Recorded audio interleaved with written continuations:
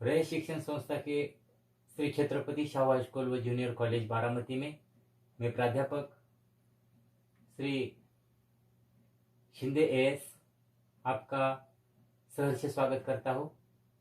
आज मैं आपको हिंदी विषय के अंतर्गत व्याकरण, इसमें अलंकार और उसके भेद के बारे में आपको पढ़ाऊंगा। अलंकार, तो पहले अलंकार की परिभाषा देखिए।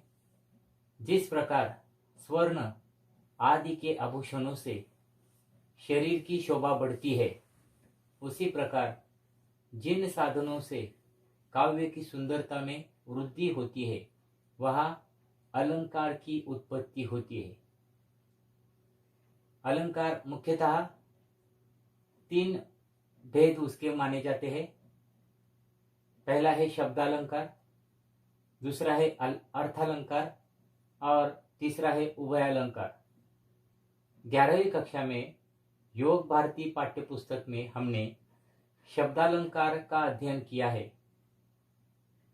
12वीं कक्षा में हम अर्थालंकार का अध्ययन करेंगे।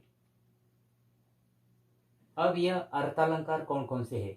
पहला है रूपक, दूसरा है उपमा, तीसरा है उत्प्रेक्षा, चौथा है अतिशयोक्ति और पांचवा है दृष्टांत।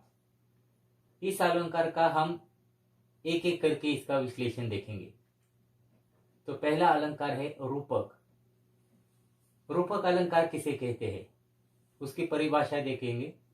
जहां प्रस्तुत अथवा उपमेय पर उपमान अर्थात अप्रस्तुत का आरोप होता है, अथवा उपमेय या उपमान को एक रूप मान लिया जाता है, वह रूपक अलंकार होता है। अर्थात एक वस्तु के साथ दूसरी वस्तु को इस प्रकार रखना कि दोनों अभिन्न मालूम हो, दोनों में अंतर दिखाई न पड़े। इसके उदाहरण देखिए। चरण कमल बंदो हरिराई, और दूसरा उदाहरण है उदित उदय गिरि मंच पर रघुबर बाल पतंग। अब पहला उदाहरण देखिए, चरण कमल बंदो हरिराई।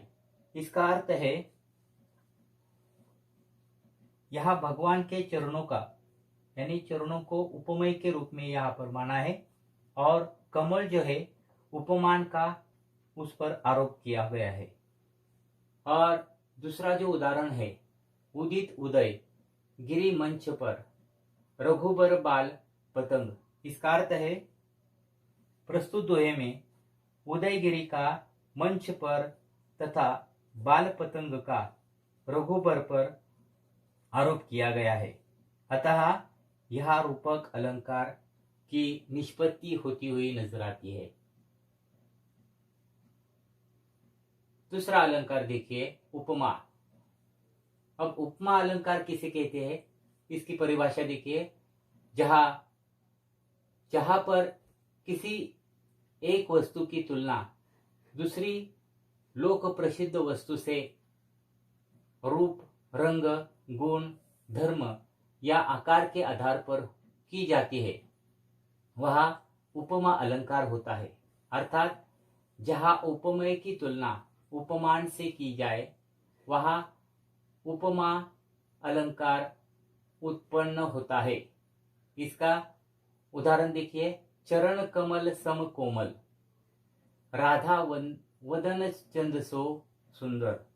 इसका अर्थ देखिए, यह मन की तुलना पीपर के पात से, चरण की तुलना कोमल कमल से तथा राधा वदन की तुलना चंद्रमा से की गई है।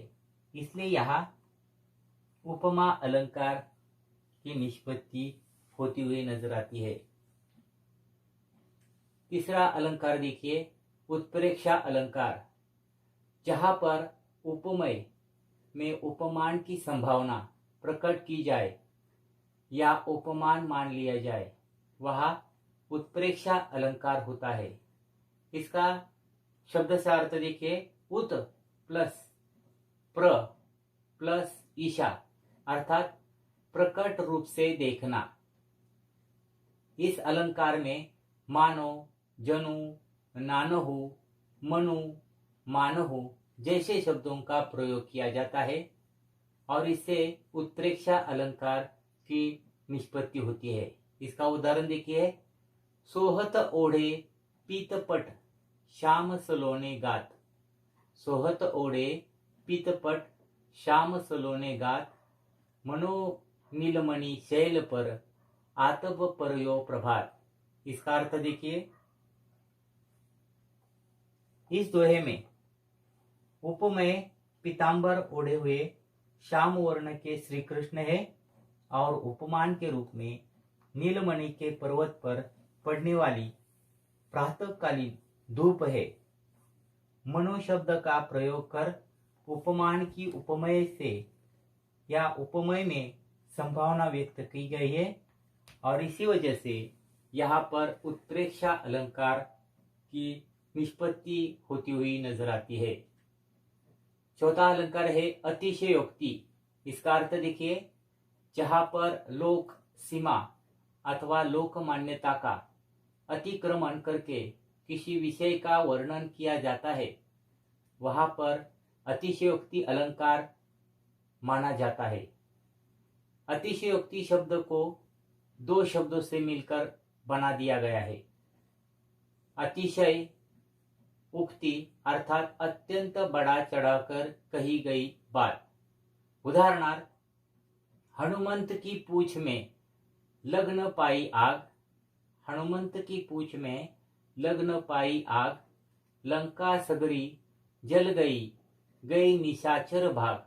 इसका अर्थ हम देखते हैं,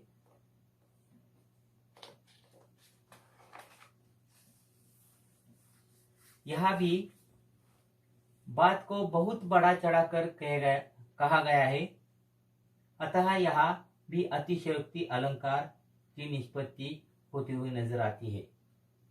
यानी हनुमान की पूंछ में आग लगाई गई है और हनुमान ने यहाँ पर पूरी लंका को जला दिया गया है और इसकी वजह से यहाँ पर अतिशयोक्ति यानी बड़ा चढ़ाकर की गई बात यहाँ पर दिखाई देती है और इसी वजह से यहाँ पर अतिशयोक्ति अलंकार की निष्पत्ति होती हुई नजर आती है। पांचवा अलंकार है दृष्टांत। दृष्टांत का अर्थ है उदाहरण। किसी बात की सत्यता प्रमाणित करने के लिए उसी ढंग की कोई दूसरी बात कही जाती है जिससे पूर्व कथन की प्रामाणिकता सिद्ध हो जाए, वह दृष्टांत अलंकार होता है। उदाहरणार्थ, करत करत अभ्यास के जड़मती होत सुजान। करत करत अभ्यास के जड़मती होत सुदान, रसरी आवत जात है सिल पर पड़त निशान।